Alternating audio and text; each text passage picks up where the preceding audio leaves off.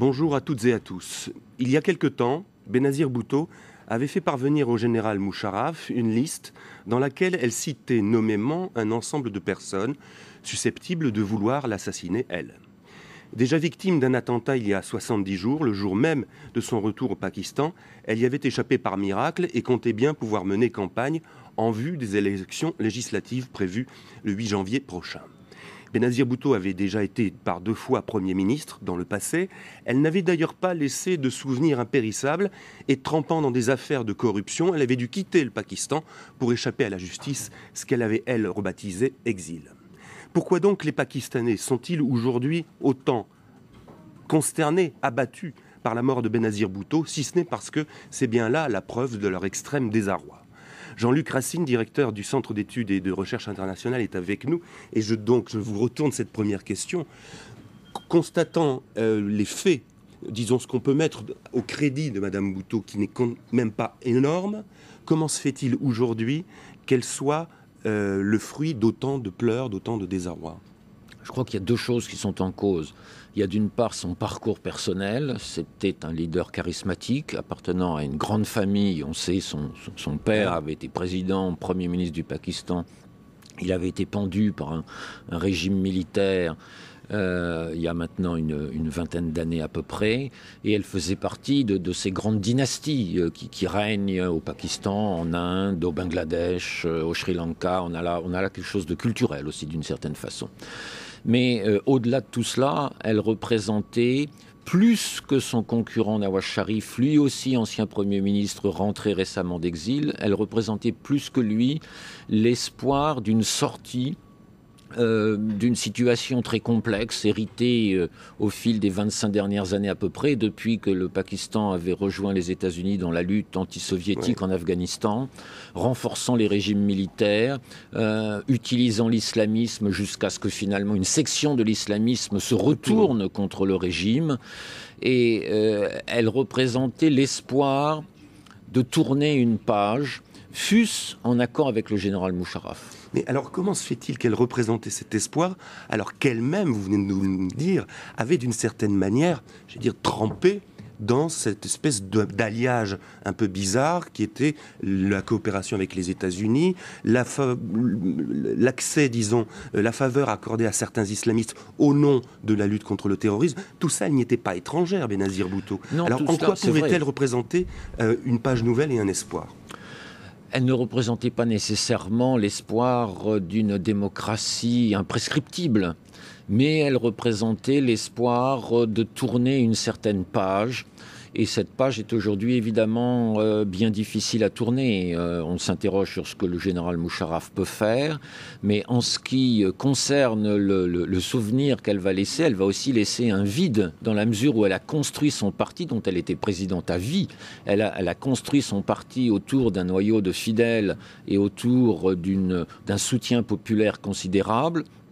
Qui relève pour une part du lien particulier entre ses supporters et la personne même du leader.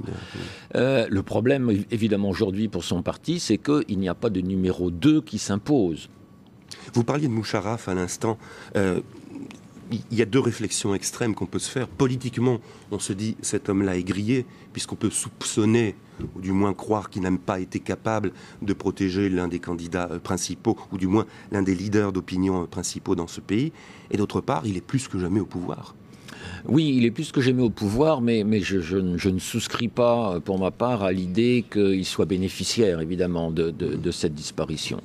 L'assassinat de Benazir Bhutto, qui n'est pas une surprise, vous l'avez rappelé, elle a échappé de très peu à un attentat le jour même de son retour, ne fait que confirmer l'impossibilité pour le régime à lutter efficacement contre le terrorisme sur 2 fronts. Aussi bien sur le front des zones tribales proches de la frontière afghane, où l'armée pakistanaise est engagée depuis 2004 avec des résultats pour le moins médiocres, c'est le moins qu'on puisse dire, et la lutte contre le terrorisme, j'allais dire au quotidien. Depuis le début de l'année, ce 60e anniversaire du Pakistan, en 1947-2007, aura véritablement été une année particulièrement noire. Peut-être 800 personnes sont mortes dans les attentats, dans divers attentats suicides. Et donc pour le régime, c'est évidemment une faillite.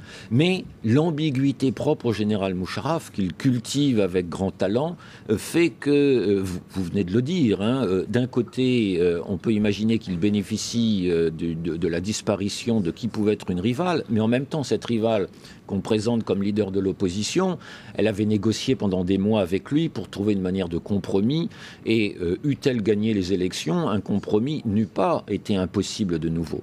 C'est-à-dire en maintenant Moucharaf comme président de la République et avec un partage des pouvoirs comme semblait le vouloir ce compromis. Absolument, elle avait obtenu du moins que Moucharaf renonce à son uniforme de chef d'état-major de l'armée de terre. Il restait quand même des points à négocier et entre autres le pouvoir présidentiel de dissoudre et l'Assemblée et de renverser le Premier ministre.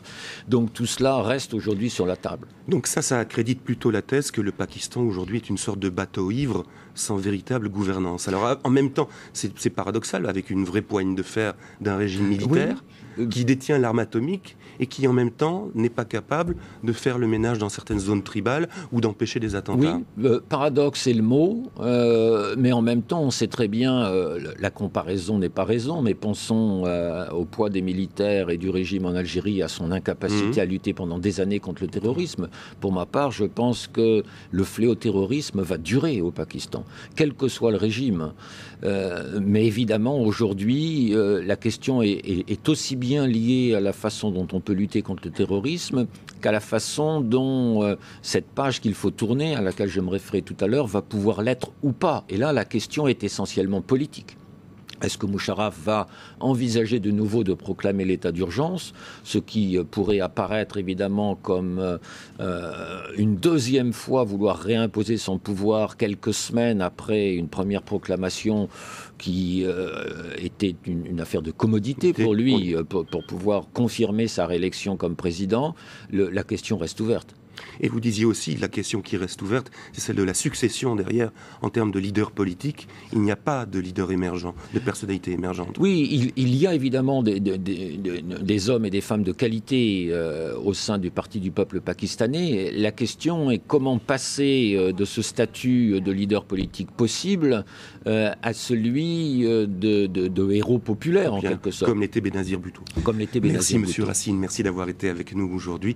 On va suivre toute cette journée, très probablement, donc les funérailles et les obsèques de Benazir Bhutto. Ça sera sur France 24, en français, en anglais et en arabe. Merci de votre attention et bonne continuation.